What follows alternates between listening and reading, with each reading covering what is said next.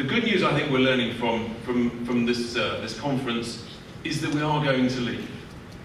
That's great, and we know when Article 50 will be served. But there are still some challenges out there in terms of the date. Our view at Leave Means Leave is that it must be 2 years to the day after the service of Article 50. That gives certainty and clarity, and that's actually what business people want. And what I say to business colleagues, many of whom actually voted Remain, but they're now saying, right, let's just get on with it. There'll be some opportunities out there. I say work to the default option, which is WTO, because the reality is the EU has never done a deal with a major economy. So if everybody works to the default option, and then actually there is a deal done, it's a bonus.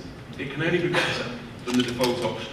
So I think that's really important. The other people that actually, of course, want certainty and clarity, and if we work to this 2 years plus a day, is actually non-EU countries, many of whom have already expressed a willingness to try and negotiate a free trade agreement with us. They want an incentive. They want to know what day are they aiming for. I think we should have a sort of global free trade signing day, the day after the 2 years. We should have a party. Let's start planning it. Because then other countries know what they're aiming for, what they can agree. And then the EU knows that we are really serious. We are leaving with or without a deal. And I think what people are increasingly beginning to appreciate, that we need to keep pushing that message, is that actually the WTO option is fine, thanks.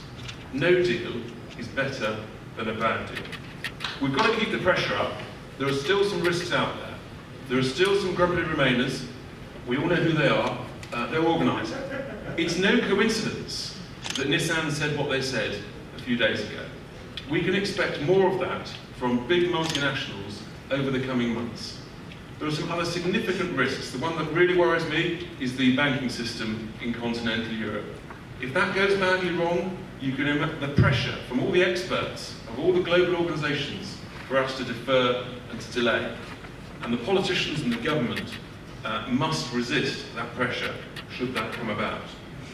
So that's what we're going to do at Leave Means Leave. We've got some very senior MPs on our advisory committee and some senior Brexiteer business people, and I was delighted to be able to, we issued a press release on Saturday that John Longworth, the very brave former Director General of the British Chambers of Commerce, he has joined us as my co-chair, so we're delighted to have him on board.